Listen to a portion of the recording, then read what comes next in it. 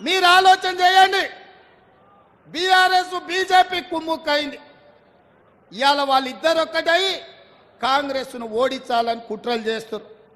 బీజేపీలు 9 సీట్లు ప్రకటించారు.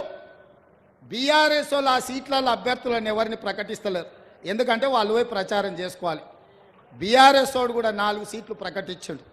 ఆడ కూడా బీజేపీ వాడు టికెట్లు ప్రకటిస్తలేడు.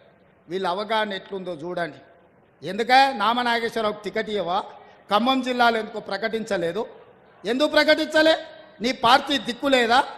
ఈ పక్కలే మహబూబాబాదుల మాలోతు కవిత గారు మీ సిట్టింగ్ ఎంపీ కదా, ఆమె టికెట్ ఇవ్వవా? ఆమెనెందుకు ప్రకటించలే?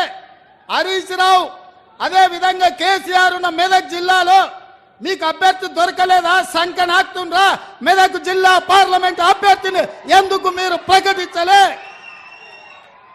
నిజామాబాద్లో నీ బిడ్డనే పోటీ చేసింది కదా పోయినసారి. ఈసారి నీ బిడ్డకు నిజామాబాద్లో టికెట్ ఇయ్యవా? మళ్ళీ అక్కడి జనాలు బండకేసి కొడతారని నీకు అనుమానం వచ్చిందా? ఆలుగడ్డ శ్రీనివాస్ యాదవ్ మొన్నటి వరకు నీకు మంత్రే ఉండే కదా. సికింద్రాబాద్ మళ్ళీ ఎందుకు ఆయన కొడుకు ఆయనకు టికెట్ ఇయ్యలేదు ఎందుకని నేను అడుగుతున్నా. అంటే ఇవాళ కలిసి కనిపిస్తే తెలంగాణ ప్రజలు చెప్పుతో కొడతారని చీకట్ల ఒప్పందం చేసుకొని ఒకడు అలాయి బలాయి చేసుకొని మోడీ కేడీ కలిసి కాంగ్రెస్ పార్టీ మీద కుట్ర చేస్తారు. ఎందుకంటే తెలంగాణలో ఇవాళ ఇందిరమ్మ రాజ్యంలో అభయహస్తం పథకాలు అమలు చేస్తుంటే 14 సీట్లు స్పష్టంగా కాంగ్రెస్ గెలుస్తుంది. తెలంగాణ గడ్డ మీద కాంగ్రెస్ జెండా ఎగురుతుందని గుర్తించింది కాబట్టే ఇవాళ ఇద్దరు కలిసి కుట్ర చేస్తున్నారు. రోజుకోసారి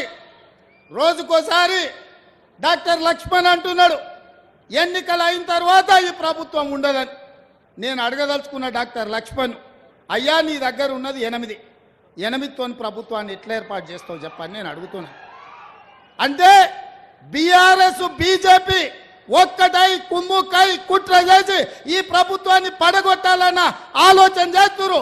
అందుకే బీఆర్ఎస్ ఎమ్మెల్యేలు చాలా మంది అన్న ఇందిరమ్మ రాజ్యం ఉండాలి, ఇన్నేళ్ళు మేము ఆ పార్టీలు ఉన్నా ఒక్కరోజు కూడా ముఖ్యమంత్రి మా గల్వలే, మా మాట వినలే, ఆయన ఎట్లుంటాడో మేము చూడలేదు. కానీ మీ ప్రభుత్వం వచ్చిన తర్వాత మీ మంత్రులు సచివాలయంలో ఉండరు, మీరు ఇంటికి వచ్చినా కలుస్తున్నారు, సచివాలయంలో కలుస్తున్నారు, పేదల్ని కలుస్తున్నారు, కార్యకర్తల్ని కలుస్తున్నారు, ఆడబిడ్డల్ని కలుస్తున్నారు, అధికారులను కలుస్తున్నారు, సమీక్షలు చేస్తున్నారు, అభివృద్ధి చేస్తున్నారు. 5 ఏళ్ళు మీ ప్రభుత్వాన్ని కాపాడే బాధ్యత మాది అని బీఆర్ఎస్ ఎమ్మెల్యేలు వచ్చి అందరు నాకు కలిసి చెప్పిపోతున్నారు. ఒకవేళ నేను అనుకుంటే గేట్లు తెరిస్తే కేసీఆర్ నువ్వు నీ అల్లుడు నీ ఇంటోళ్ళు తప్ప మొత్తం కాంగ్రెస్ పార్టీ కండువ కప్పుకొని ఇందిరమ్మ రాజ్యాన్ని కాంగ్రెస్ ప్రభుత్వానికి అండగా నిలబడతారు. ఇవాళ మన మిత్రుడు వెంకట్రావు గారు కూడా ఇక్కడికి వచ్చి మనకు మద్దతుగా నిలబడ్డాడు. అంటే మేము మర్యాదపూర్వకంగా రాజకీయ నీతిజ్ఞతో ఇవాళ రాజకీయాలు చేయాలనుకుంటున్నాం. మీరు మా ప్రభుత్వాన్ని పడగొట్టాలనే కుట్ర మోడీ కేడీ కలిసి చేస్తే చూస్తూ ఊరుకుంటామని అనుకోకండి. మాకు తెలుసు, లోతు తెలుసు, ఎత్తు తెలుసు, పెడితే ఎక్కడికి వెళ్ళుతో కూడా తెలుసు బిడ్డ మాకు. అనుకుంటురేమో మీరు అల్లా తప్పకు వచ్చిండు అయ్య పేరు చెప్పుకుండాని.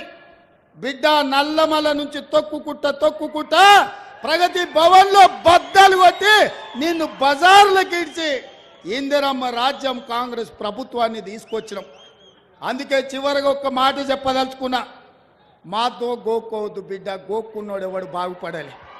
చాలామంది ఇట్లే అనుకున్నారు, ఎన్నికల కంటే ముందు కాంగ్రెస్ ఏడుందని అన్నారు. ఇలా సన్నాసులకు చెప్తున్న మనుగూరు వచ్చి చూడు కాంగ్రెస్ ఏడుందో చెప్తారు.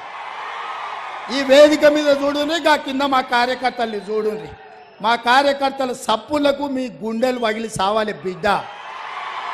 అందుకే మిత్రులారా, మా పాయం వెంకటేశ్వర్లు గోదావరి కరకట్ట నిర్మాణాల గురించి చెప్పిండు. మా పాయం వెంకటేశ్వర్లు గోదావరి వరద ముంపు గ్రామాల కుటుంబాలకు ఇండ్ల పట్టాలు ఇవ్వాలి, ఇండ్లు ఇవ్వాలని చెప్పిండు.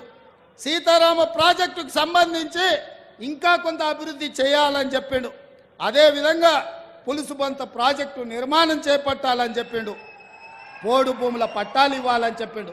ఇంకా చాలా విషయాలు మా మిత్రుడు పాయం వెంకటేశ్వర్లు తీసుకొచ్చిండు. అందుకే మా పెద్దలు బట్టి విక్రమార్క గారికి, పొంగులేటి శ్రీనివాసరెడ్డి గారికి, అదేవిధంగా అన్న ఉత్తమ్ కుమార్ రెడ్డి గారికి ఈ ప్రాజెక్టులకు సంబంధించి అన్ని సవివరంగా సమీక్షించి వీటన్నిటిని చేసే బాధ్యతను కాంగ్రెస్ పార్టీ తీసుకుంటుంది. కాంగ్రెస్ పార్టీ ఇదంతా చెయ్యాలి అంటే మీరందరూ కాంగ్రెస్ పార్టీకి అండగా నిలబడాలి. మీరు ఇచ్చే బలం 1000 ఏనుగుల బలం. ఇవాళ మిమ్మల్ని చూసినాక నాకు 1000 ఏనుగుల బలం వచ్చింది. ఎవడు అడ్డం వచ్చినా పండబెట్టి తొక్కే బాధ్యత నేను తీసుకుంటాం మిత్రులారా. అందుకే మిత్రులారా, మళ్ళా ఎన్నికలప్పుడు వస్తా.